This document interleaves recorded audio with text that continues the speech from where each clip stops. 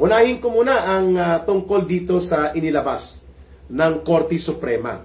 Inilinaw ng Korte Suprema na walang sinuman na mamamayang Pilipino ang pwedeng ipadala sa abroad kahit pa may request or may inilabas na arrest order or custody batay sa mga ilang usaping legal ng ibang mga estado o ibang bansa at iba pang mga international entities.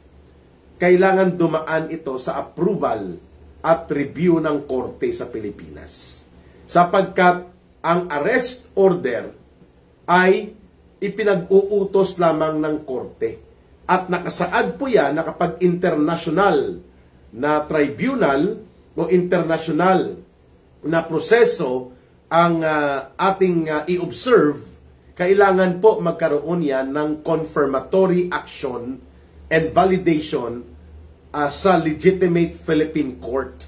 Nakasaad pala yan sa extradition law na ipinasa ng tatay ni Marcos na si Marcos Sr. noon, at yan din po ay nakasandig sa konstitusyonal na garantiya sa kalayaang sibil at politikal laban po sa hindi makatarungang aresto o mga pagkakaroon ng hakbang ninuman sa labas ng bansa, be it a state, a government, or an international entity like the ICC. Ito ay usapin po that no person shall be deprived of life and liberty and property without the due process of law.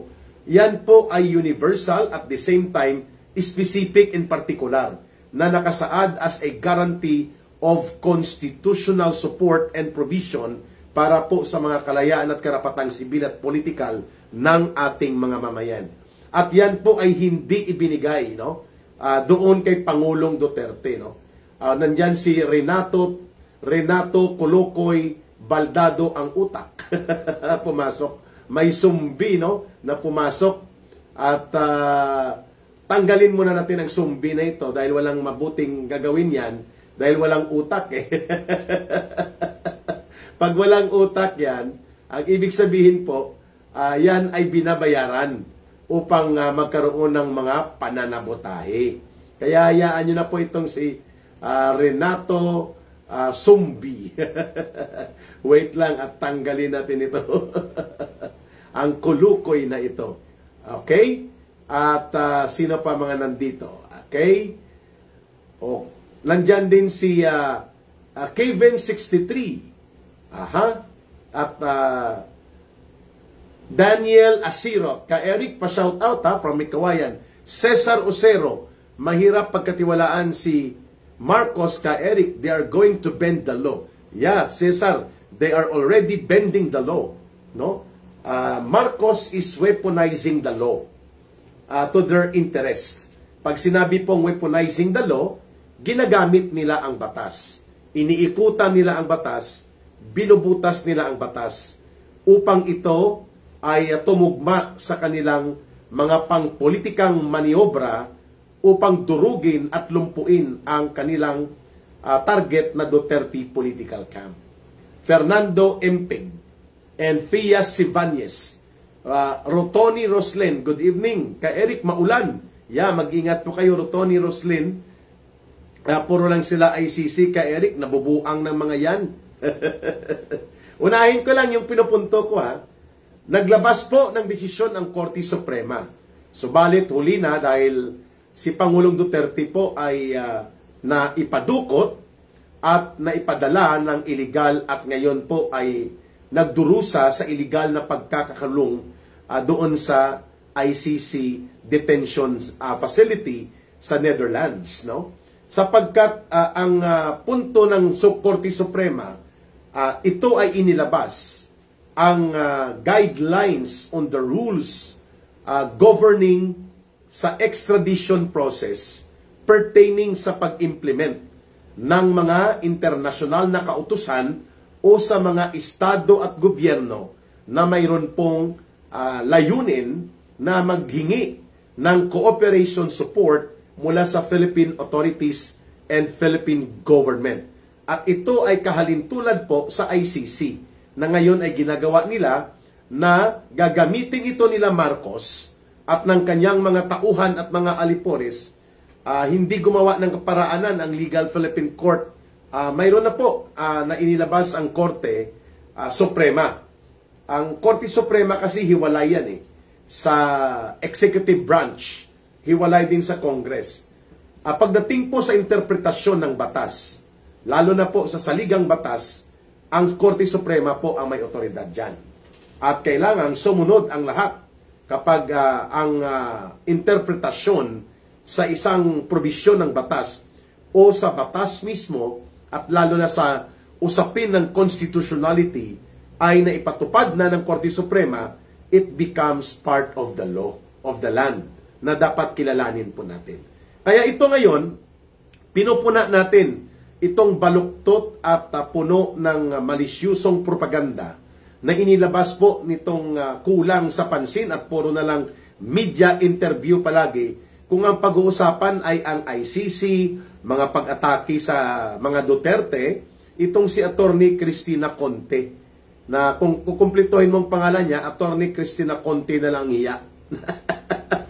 Conte na lang hiya na natitira sa kanya Gio Ador, no? Mga kababayan. Sabi niya, hindi daw mag-apply itong inilabas na guideline at regulasyon ng interpretasyon sa batas ng extradition na thank you Gio sa pag-appreciate sa program na ito, na naglalayo na dapat walang sinuman sa mamamayang Pilipino ang pwedeng ipadala sa anumang mga order o kautusan na gustong ipatupad ng banyaga o dayuhang bansa, banyaga o dayuhang gobyerno o estado at mga international na mga entities that include the ICC. Ang interpretasyon nitong abogada na miyembro at operatiba sa urban operations ng CPP, NPA, NDF na nagpapakilalang siya daw ay counsel to the prosecution in representation of the Philippine victims. Hindi naman ito listed as counsel to the ICC na kinikilala ng hukuman sa ICC. Siya lang ang nagpapakilala ng sarili niya. That is part of her self-promotion. Itong si Attorney Cristina Conte. Conte na lang po ang natitira sa kanyang pagkatao. Ang sabi niya, hindi naman daw pwede extradition ang magiging batayan sa pag-interpret kung paano ipatupad. Itong sinasabi niya na hindi pa naman kumpirmado pala na mayroon ng ICC arrest order laban kay Senator Bato de la Rosa.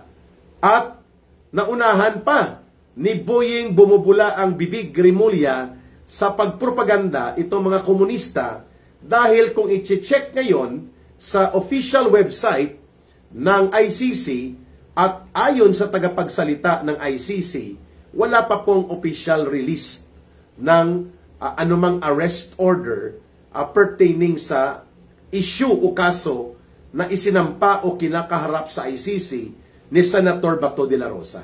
Malinaw po yun, binanggit ito mismo ng tagapagsalita ng ICC. Unless ngayong hapon o ngayong gabi sa Pilipinas ay mayroon na. Pero wala pa kanina as of 5 p.m. nag-check tayo, wala pa. So, malamang mayroon pong leakage itong mga komunistang terorista na mayroong koneksyon doon sa kanilang international department ng Communist Party of the Philippines sa Netherlands.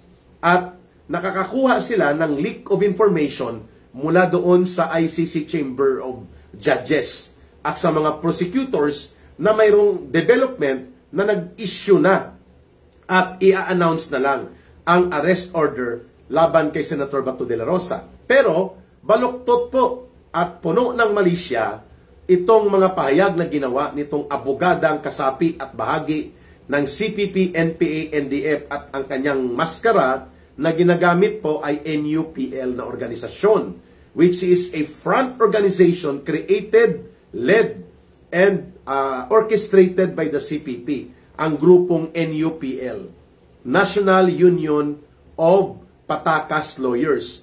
Jojo Villalon, from Tansa, Cavite, good evening. And Gio Ador. Abugags, sabi ni Gio Ador. Kaya, ngayon, ang interpretasyon po, okay, hindi siya matatanggal, no? Itong si Renato, na, bumabalik siya, hayaan na lang po natin, no? Huwag nyo nang siyang pansinin. CG Betty, Cristina Conte, ang babaeng may salbabida sa bibig. Okay ang description mo sa LGBT, Rosemary Palasan, paano si Kibuloy hindi mapadala sa Amerika? Bakit may sinama si Pastor Kibuloy, Rosemary? Ang pinag-uusapan dito, Pastor Kibuloy is just facing some cases not yet proven in court. At lahat tayo, at sino man, hindi lang si Pastor Kibuloy, ay may tinatawag na presumption of innocence until proven guilty. At dahil may kaso dito na kinakaharap si Pastor Kibuloy, hindi po pwede mag-take effect kaagad ang pagkustody ng Amerika sa kanya. No? Parang obsessed ka kay Pastor Kibuloy, Rosmaria. Okay? So, pakinggan mo para maintindihan mo. Ang sinasabi ng Korte Suprema, hindi pwede, sabi ni Oscar Palek, watching from Texas Street, Iloilo City. Oy, thank you, Oscar. I think, Oscar, ang Texas Street is, yan ba ang malapit sa Puentes Street? Ayun. I hope yan po yung area na yan. Papunta sa Barangay San Agustin. At sa likod niya ay, across ay ang Barangay Hipodromo. Hilario Camolo Jr. and Osawa Elen. Yan ba ang ombudsman natin? Yawa, wala sa sarili ka, Eric? Nagalit tuloy si Osawa Ellen. AG Ann Cabanales is watching. Thank you, AJ, for watching. Ang punto natin, hindi pwedeng interpretahin o hindi pwedeng baluktutin ng Communist Party of the Philippines, New People's Army, NDF, Urban Operative, kagaya ni Cristina Conte, kahit na abogada ito, miyembro ito ng aktibo sa Communist Party of the Philippines. No? Kasi yung NUPL na yan, ang bumuo at nagpapatakbo niyan, Communist Party of the Philippines. Ang sagot sa kanya ng maraming abogadong mas matino at mas magaling sa kanya at mas maalam, ang binabanggit ng order ng Korte Suprema, mali ang ginawa kay Pangulong Duterte. And mali din ang gagawin ng gobyerno ni Marcos at Romualdez. Kaya nga, Ma'am Sinaida Lino, inuuna nila itong tungkol sa ICC. Mukhang gusto nilang gamitin ito sa tinatawag na taktika na diversion and deflection. Ilihis mo, and then ipaling mo. Yan po ang ibig sabihin ng diversion and deflection. Pupuntahan din po natin yan. Inililinaw ko lang po, mga kababayan, muna. That baluktot at puno ng malisyosong intensyon, itong inilabas ni Conte na hindi daw pwede mag-apply ang order ng Korte Suprema. Mas matalino pa siya sa Korte Suprema. Kasi gusto niya gamitin na may katarungang legal at batayan ang pagpapadukot ng buong kataksila na ginawa nila, kasabwat ang kanyang grupong CPP, NPA, NDF, kasabwat ang mga hilaw na komunista ni Hontiveros, ang yung Akbayan group nila, ni Boy Ngiwe, no? Yung purong hindi daw siya makatulog kung hindi ma-impeach at ma-remove si Vice President Sara Duterte. Yung pag lumalabas sa kalsada, nakangiwi, no? Sa sobrang pagka-obsess niya sa mga Duterte, no? Itong si Boy Ngiwi ng Akbayan, si De Lima, si Trillanes, si Hontiveros, si Jokno. Yan po ang mga kasabwat ng komunistang teroristang grupo na nakipagsabwatan kay Romualdez at kay Marcos sa pagtataksil kay Pangulong Duterte na kinonsinti din, of course, yun ng Estados Unidos. Pinabayaan nila na maipadukot ng buong kataksilan si Pangulong Duterte kasi ang tingin nila mahirap i-control ang mga Duterte. Lalo na si Pangulong Duterte sapagkat tinitingnan nila na si Pangulong Duterte ay anti-American at pro-China. That's the long and short of it. Kaya in a tactical advantage, ang Estados Unidos pinayagan nila ang maruming laro sa politika ni Marcos patungkol sa mga Duterte. At ito ngayon na nakikita natin, mabuti at nanindigan ng Korte Suprema, na ang sabi ng Korte Suprema, walang sinumang mamamayang Pilipino ang pwedeng ipaaresto, ipakuha, ikustodi ng sinumang gobyerno, banyagang bansa at mga internasyonal na mga entities nang hindi dumadaan sa judicial review and determination ng Philippine Court. Iyon. Kaya hindi dapat na ipadala nga si Pangulong Duterte.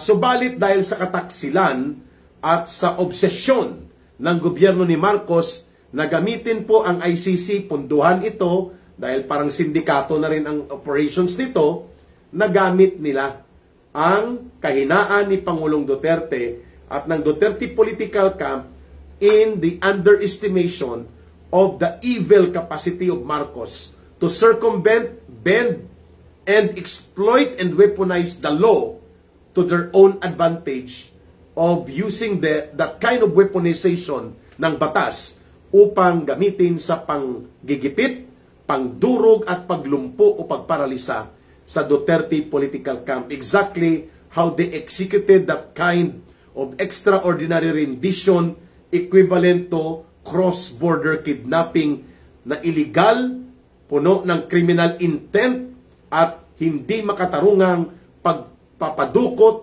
at illegal na pagpapakulong, pagpapatapon kay Pangulong Duterte. And the same ang pwedeng mangyari kay Senator Bato de la Rosa kung hindi po maninindigan ang Senado na poprotektahan nila si Senator Bato de la Rosa at kanilang paninindigan ay sumunod dapat ng gobyerno ni Marcos doon sa kung anong isinaad at itinakda ng Korte Suprema on the guidelines of extradition proceedings. No, Jenna Palomar Medtibo, watching from Norway. Ruth Raffles, pray tayo lahat na magtagumpay nawa na mapatalsik na si Marcos. Yeah, let's all pray for that. This government has become a lawless government. It is stealing money from its own government by the government itself. No? Tama, evil and wicked ang gobyernong ito, mga kababayan. Ngayon, ang sabi nitong komunistang grupo ng National Union of Patakas Lawyers, dito kay Cristina Conte na lang ang hiya sa sarili, ang sabi niya, hindi pwede extradition kundi surrender dapat ang gagawin. Anong surrender? In the first place, mga kababayan, let us hold on to this very important information. Simula po ng March 19, 2019, officially, hindi na po sakop ang Pilipinas ng jurisdiction sa ilalim ng anumang treaty ng ICC ang ating gobyerno at ang ating mamamayan. We do not have any remaining treaty obligation sa ICC sapagkat under the rules of the Rome Statute governing the operations and existence of the ICC, ang isang miyembro na bansa at estado ay may karapatan at opsyon na tumiwalag. Pero after 1 year of notice of withdrawal, mag-take effect ang pagiging non-member to the ICC. So ang proseso ng withdrawal to the ICC, ang official notice at ang proseso nagsimula noong March 2018. At exactly noong March 2019, hindi na po tayo sakop at wala ng jurisdiksyon at wala ng karapatang manghimasok pa ang ICC sa Pilipinas.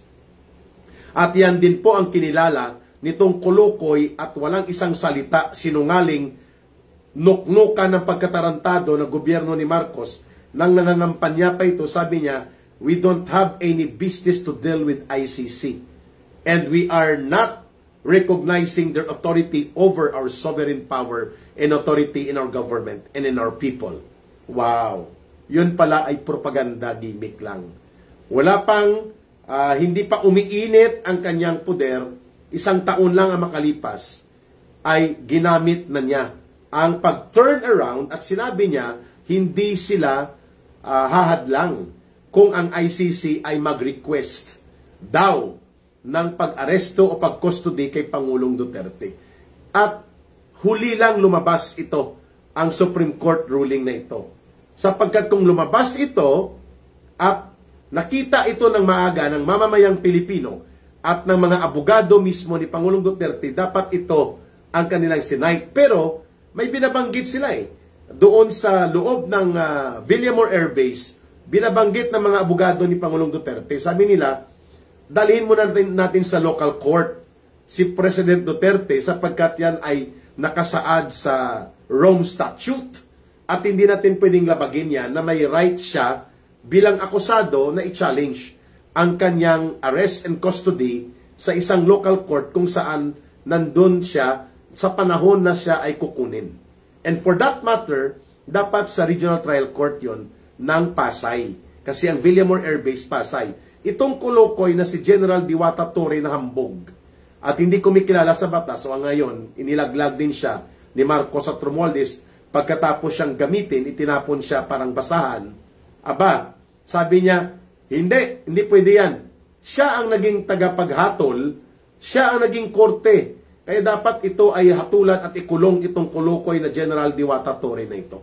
Mananagot dapat ito kasama ni Marcos, nila Romualdez, at na mga kagrupo nila na nag-abuso sa poder at kapangyarihan.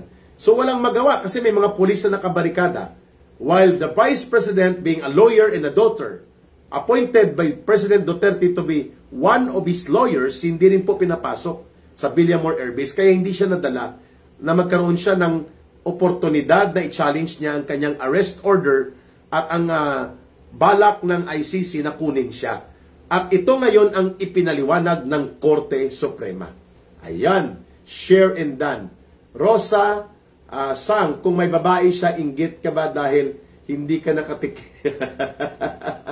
Bangag is a double speak. I agree. That's the language of criminal syndicate who are in power. Grace Inday Bailon, good evening. No? Matet Montero, si Tory na walang dignidad. Kahit mali, sumusunod para lamang sa kanyang ambisyon. Magbabayad talaga yan. Ayan. Sino ang may babae? Si Digong. Parang open public knowledge man yan. No? Ako ang walang presidente tumulong sa akin. No? Nago si Bato parehas kay Lacson, kagringo. Balik siya pag presidente na si Sara. Pwede rin po siyang magstay sa Senate at habang ang Senado ay nasa sesyon, hindi siya pwedeng kunin. Pero para sa akin, kailangan po itong Korte Suprema na desisyon needs to be having the teeth of a power to be enforced. Kailangan po ito bigyan ng halaga. Kaya mga kababayan, makikita natin ang paggamit dito ngayon ng propaganda ng ICC. No? Tatlo po ang nakita ko dyan, Ma'am Sinaida. Let po this Padua. Ano ang nangyayari sa bayan natin? Number one, ang ICC issue na ito, ginagamit kahit bogus, ang ICC pagdating sa Pilipinas, para magkaroon ng diversion and deflection of issue dito sa iskandaloso at malubhang pagkakaroon ng pagsambulat ng issue sa pandarambong at pangungurakot, lalo na ang 1 trillion pesos na crime of the century, itong flood control projects. Number two, ito po ay isang parallel na operations ni Marcos at Romualdez para lumpuin at atakihin ng tuloy-tuloy ang Duterte political camp. Unti-unti silang nilulumpo. We have received information na isusunod nila si Senator Bongo. Kung hindi man idadamay sa ICC na reklamo ng kanilang mga alipores ni Marcos at Romualdez, ay sasampahan siya ng kaso ng ombudsman sa Sandigan Bayan. At kung plunder ang isasampang kaso, ito ay non-bailable at maitutulad po siya sa mga iba pang mga nakasuhan noon na nakulong habang hindi po pinayagan ng korte na makapagpiyansa siya. Okay, klaro tayo dyan. Bongo, si Vice President Sara Duterte, kapag hindi po nagtagumpay ang pagkilos ng mamamayang Pilipino in the next few weeks up to leading towards December, the momentum of advantage sa pagbirada laban sa mga Duterte will now shift back to Marcos.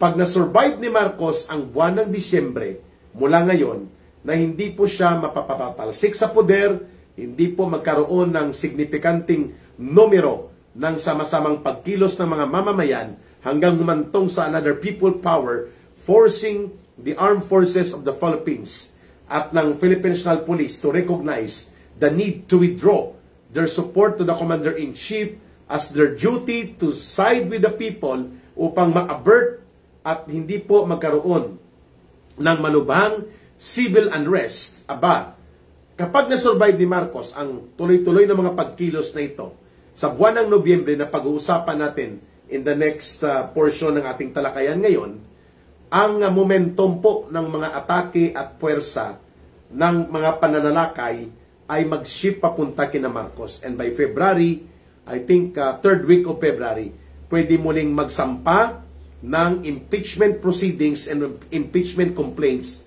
laban kay Vice President Sara Duterte. At malamang makukuha pa rin nila ang numero sa House of Representatives, no? Kontrolado pa rin po ito ni Marcos at nila Romualdez. At doon manggagaling ang impeachment complaint, no? At sabi ni Roy Funa Gonzales, walang saysay ang rally kung hindi sila mananawagan ng Marcos resign. It's okay, Roy Funa Gonzales. Yun na rin po ang implication yan.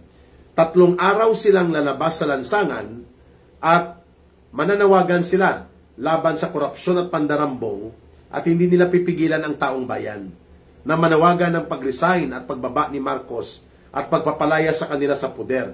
Maganda na rin po yan, Roy, kaysa naman hindi sila kumilos. Ibig kong sabihin, it's better na may gumagalaw na mga iba't ibang sektor at lumalawak po ang partisipasyon ng tao at iba't ibang sektor, lalo na mga may influence sa lipunang Pilipino, like Catholic Bishops' Conference of the Philippines, Roman Catholic Church, Iglesia ni Cristo, Jesus is Lord Movement, at iba pang mga grupo at organisasyon, kaysa namang hindi kumikilos sila. Iba-ibang antas yun, Roy, mga kababayan. Ang punto ko, ang oportunidad na binuksan nila sa 3 araw, November 16, 17, 18, at bukas sila na mag-participate ang iba't ibang sektor, pwedeng magkaroon ng joint activity, pwedeng magkaroon ng separate action, pero parallel, nagtutulungan. For me, that's better than having nothing, na walang gumagalaw.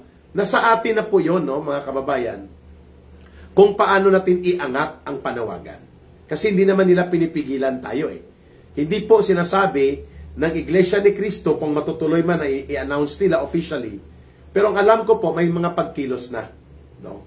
Pero puntahan muna natin, saraduhan ko lang, few minutes lang. The ICC arrest order, if there is any, or if there is one, is bogus. Sapagkat hindi po nila sakop ang Pilipinas, wala tayong treaty obligation, and they cannot intervene and supersede and ride or override the authority of the Court of the Philippines and even the authority of the government in the Philippines. Klaro po yun. Pero alam natin po na dahil baluktot at bulok ang gobyernong umiiral, gagamitin po ang ICC. Kaya dapat po tumutol, let's push back. No, itulak ng taong bayan at singilin si Marcos na huwag ipagpapatuloy. At tayo po'y maninindigan na hindi tayo papayag na ipagtataksila na naman tayo ng gobyernong ito, kagaya ng ginawa nila kay former President Duterte. Pangalawa, dapat po nating ipakita na hindi po pwede na ang gobyerno ni Marcos ay makikipagsabwatan sa ICC para gamitin sa kanilang political demolition job, persecution and attacks against the Duterte political camp. Dahil sa isang demokrasya, natural at dapat lamang na mayroong oposisyon upang ang check and balance of power against abuse and corruption ay magkaroon po ng challenge dahil may oposisyon. Ang ginagawa ni Marcos at Romualdez ngayon, dinudurog nila ang anumang hibla o forma ng oposisyon. And we will not allow that. And number 3, we will expose yung conspiracy na ginagawa ni Marcos pakikipagsabwatan hindi lamang sa mga komunistang teroristang grupo, sa mga political zombies ng Dilawan at Pinklawan at mga hilaw na komunistang grupo, kundi pati na rin po sa mga banyagang puwersa kagaya ng ICC na nangingialam sa pangpolitikang kalagayan ng Pilipinas. Okay. And we hope that Senator Bato de la Rosa will be able to get a stronger support from the Senate. Ayun.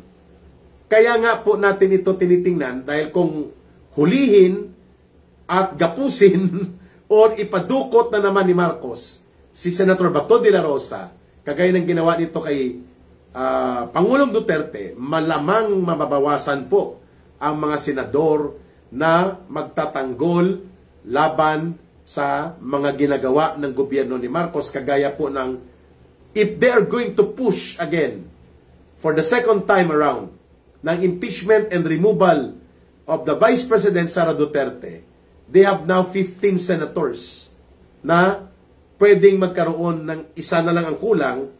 They need 16 votes of senators para makonvict si Vice President Sara Duterte. At yan po ang mangyayari kapag hindi na palaya sa puder si Marcos Jr. pag dumating po ang Disyembre na hindi natapos at nagkaroon ng signifikanting antas ng umabot sa people power level ang people's movement. Mag-survive si Marcos, the momentum will now shift to their favor against the Duterte political camp pagdating po ng first quarter of 2026.